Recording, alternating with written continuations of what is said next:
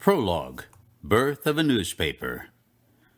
In the short course of less than 1 year, a small-town newspaper, born with a prayer and run on a shoestring, was featured on the front page of 2 major newspapers and on national network news. Why? One amazing concept: loud, flashy headlines that shouted the news rather than boring its readers to tears. In short, the news made news. Before long, the newspaper would be the target of an organized effort by a county sheriff and his deputies and a candidate for state's attorney to clear the paper from newsstands the night before an election. The raid on newsstands would result in a landmark First Amendment case that is now the law of the land. Never had I considered what a newspaper meant to me, other than the obvious things such as presenting news and commentary, sports scores, obituaries, marriages, wrecks, fires, tides, and the prize steers at the county fair. Then a drug dealer shot and killed a young man at Brooms Island in Calvert County. A local family's grief turned into a life-changing experience, not only for them, but for me as well, and in turn for a lot of other people in southern Maryland. Kevin Langley was shot by Jack Holmes on September 9, 1989, and as the story began to unravel, it spelled the doom of one little newspaper, the Chesapeake Observer, that tried to cover the murder. Eventually, that murder brought about the creation of another newspaper, St. Mary's Today, which covered the Langley case as well as many aspects of life in southern Maryland. Prior to that murder, I had been happily publishing 3 monthly beach rags: the Chesapeake, the Solomon's Islander, and the Blue Crab. They were all about fun, fishing, and nonsense, with promotion of our advertisers, local history, and facts no one needed, all tossed into the whimsical brew and distributed for free. They were profitable and popular among all strata of society. Everyone from the janitor to the judge read the curious mix of fish and prose presented in the 3 blue papers, so called because they were printed in blue ink. But the slaying of Kevin Langley went unpunished, and he was the grandson of the star writer of the Solomon's Islander and my good friend, Pepper Langley. This story is about the birth of St. Mary's Today and how the newspaper's existence, gleeful to its many fans and readers, has been the bane of many others who didn't like it, chiefly the liberal elite and the good old boys. Just in case you didn't pick up on it, I never planned much when it came to publishing a newspaper. Montgomery County, Maryland, where I grew up, had the finest school system in the nation. Our civics teachers took us on tours of the Evening Star and the Washington Post and taught us how the news is gathered and written. In class, we learned of William Randolph Hearst and yellow journalism, which seemed pretty good to me. Who wouldn't start a war in order to sell newspapers? The chief difference between Hearst and the snobs running newspapers into the ground today is that he had the stones to be honest. Whether readers scan the pages of a racy tabloid or glean the well-crafted phrases of the snoozepapers, I have confidence they can figure out how much is baloney and how much is real. Ben Bradley once asked me if I read the Washington Times. I told him that the Washington Times was owned by a right-wing nut, and the Washington Post was owned by a left-wing nut, but I read them both and made up my own mind. He laughed, but I later felt bad for insulting his newspaper, as he did pay for lunch. But it's true, people do make up their own minds, and they should. The pompous reporters and editors from print, TV, and radio I have met over the years, as they often wandered by my office to dig out details on stories they wanted to steal from me, and occasionally research stories they were actually covering, were quite a mixed bag. Some became great friends and are good news hounds. Others were lazy and resented being asked to change with the times. My favorite movie is The Paper, and the best scene is where the New York City Parking Department director holds a gun on a reporter and demands to know why he is picking on his agency. The reporter responds, "It was your turn in the barrel." Learning lessons of journalism from movies featuring barroom scenes involving gunfire may be rather unorthodox for most of the snooty souls populating today's media, but the reporter in the movie had it right. Newspapers and other media need to hold government agencies accountable. The agencies need to be put in the barrel. The government takes your tax dollars from you at the threat of imprisonment if you evade them, and will take your property at gunpoint in a sheriff's sale if you fail to pay your taxes. So what they do with your money is serious business. If the media is in bed with the government officials, hobnobbing with them at cocktail parties and writing soothing articles about what a great job they are doing, who is looking out for you? Nobody. Almost all of the politicians are stuntmen. They will pull any stunt to win your vote. I know because I have set up enough of them over the years, and it always amused me what I could get away with. These guys, and most of them were guys, would do anything. As for the working stiffs in news, many were and are great writers, good reporters, and honest about their presentations. And just like the people the news business covers, many were bums. My first brush with the big city media came with a visit to my fledgling publishing office in St. Mary's County by a Channel 13 television news crew which had arrived from Baltimore. They came to cover the big story in the Chesapeake about St. George's Island breaking loose from the mainland and drifting toward Virginia, and the failure of the Maryland governor to take any action to save the island. The reporter asked me what I thought about the news coverage of our spoof story. My response was that they must have been tired of covering the murders in Baltimore, but I was glad they had come down to St. Mary's County, as we could always use the extra promotion. That piece was picked up by ABC and seen across the nation. I was told about the network coverage of our story by someone who saw the segment while waiting at an airport in Arizona. That was much ado about a story of an island that actually never moved.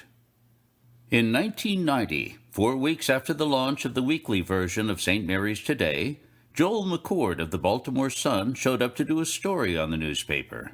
My newspaper definitely didn't warrant any attention from a big city paper, unless, of course, they had run low on things to stick their noses up about.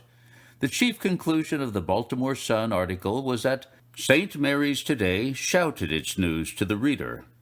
True. And right up until the time the newspaper was sold in 2010, it continued to do so. I learned most of my knowledge of how to run a newspaper from my readers. Some thought the stew needed more salt, others more pepper. Some asked, "Where are the farm reports?" So I got them. Others wanted dead people, so we got those too. Lots of them. I have never talked to anyone who actually met the editor of the Enterprise, but folks always had access to me and were never bashful about telling me what they thought. We took his photo and put it on a milk carton and ran it several weeks in cheap shots so folks would know who he was. St. Mary's Today more accurately told the story of life in St. Mary's County and, to an extent, in Calvert and Charles counties as well. The good old boys and the ruling elite were very helpful in reminding me of the good stuff I needed to keep in the paper, such as coverage of county commissioners with illegal meetings spending money on questionable projects and the constant connection between some of them and drug dealing. The good old boys and the ruling elite didn't approve of such coverage, so I did more. The first year had a lot of rough edges in the presentation, design, grammar, spelling, and layout of the newspaper. Copious amounts of flashy headlines buttressed by bunches of reports on burglaries, DWI crashes, and weekly presentations of the DWI hit parade more than made up for them. Drug dealers paraded to jail on perp walks by the cops, and murders with lavish coverage compensated for the lack of basic journalistic knowledge on my part. I did remember that who, what, where, when, and why should be part of a news story, and eventually, if the reader stayed with me long enough, they might finally get all of that. Captain Roger Hill, the Pax River NAS commander, issued a statement urging increased spending on schools. Easy to say for a Navy officer, but the taxpayers thought they were spending enough. About our artists. Over the years, various artists were tasked with bringing to life the wit and sarcasm of the views of editor Ken Rossignol as he published the St. Mary's Today newspaper. This book is all about the editorial cartoons which were included in every edition, usually at least 2 each week. Once or twice a year, great tunes of the past were pulled from our tune morgue for another run at entertaining our readers. Our first artists were George Hopkins and John C. Wright. George was a longtime art teacher for the St. Mary's County Public Schools, and John was an attorney who hated practicing law and took up a day job at being a newspaper reporter and artist while he wrote books at night. George passed away in 2007, and he set up a scholarship program for St. Mary's County students to attend college to study art. John was able to sell a lot of science fiction books. He, along with his wife, L. Jaggy Lamplighter Wright, who also is a published author, is raising 4 children in Virginia. Don Rourke worked at Pax River, as did James Green, and both were great at capturing the silly looks and mean demeanors of our cops and politicians. The planning and zoning staff used the rules of land use against the average citizen while pandering to the well-heeled developers. The chief protagonists of the average citizen were the Code Enforcement Chief, Paula Martino, and Planning Director, John Grimm. John Wright captured that moment perfectly with a tune. Nobody brought to life the hapless commissioners and crooked cops the way Billy Woodward did, although the talented Dustin Sullivan was hot on his heels with his own style of pen and ink. Planning Commissioner Joe Anderson, who said he had a vision for the county, held the first $100 a plate campaign breakfast in St. Mary's County, and all the developers showed up with big bucks. John C. Wright cartoon. A few other tunes were done by some other artists from time to time, but these last 2 guys were the main event for the last 10 years of the newspaper's existence. John Lancaster was the first black elected to the post of commissioner, and his constant sleeping at the commissioner meetings was ignored by the press, except, of course, by St. Mary's Today, which ran his snoozing photo and a tune by John Wright. Lancaster's bid for another term was labeled Continue the Snooze, and he lost the 1994 Democratic primary to Mary Ann Chasen. Chapter 1. Murder at Brooms Island. Kevin Langley was the grandson of the patriarch of one of Calvert County's proudest families, people who worked with their hands on the water, fishing, crabbing, and oystering. The Langleys were equally able on land, building houses, farming, and building boats and ships, whether at local boatyards or the huge shipyards in Baltimore. While the Langley name was woven through life in Calvert, the name of Pepper Langley resonated with respect, both for him and for the pride his family took in living right, raising their kids to be productive and to be part of the fabric of the community, not to take actions which would tear it down. As a youngster, Pepper had rented boats to fishermen going out on the Patuxent River from the shoreline of Solomon's Island. Later, he went off to Baltimore to build Liberty ships, then came back to Solomon's and took the ferry each day across the river to the Patuxent River Naval Air Station, or NAS, where he worked in their model shop. A master woodcarver, Pepper could make any design into a 3-dimensional reality from a simple paper drawing or by looking at an actual air or watercraft. This talent served him until his 80th year, when his hands became too cramped with arthritis. Living with his wife, Margaret, in their home a few yards from Back Creek, Pepper had a short walk to the homes of 3 of his children, with one of them living immediately next door. While life had been changing in southern Maryland as the Washington, D.C. area crept closer, not all of the changes were those of soy, corn, and hay fields turning to clusters of houses. The rolling acres of tobacco had been augmented by young people nurturing clandestine crops of marijuana, occasionally discovered by cops flying with the National Guard over the area scouting for fields of weed. Many adults embraced this new crop as well. In fact, the number of people traveling up and down the major roadways at all hours of the day and night with secret caches of heroin, cocaine, and other narcotics had become extreme due to the quick and easy profit and the lack of any organized police barrier to these new entrepreneurs. One of the primary drug dealers in the region, Brian Bush, was a mover and a shaker, dealing cocaine at the time this newspaper began, 22 years ago. Just prior to the publication of this book, Bush was again arrested on dealing charges, this time indicted by the federal prosecutors.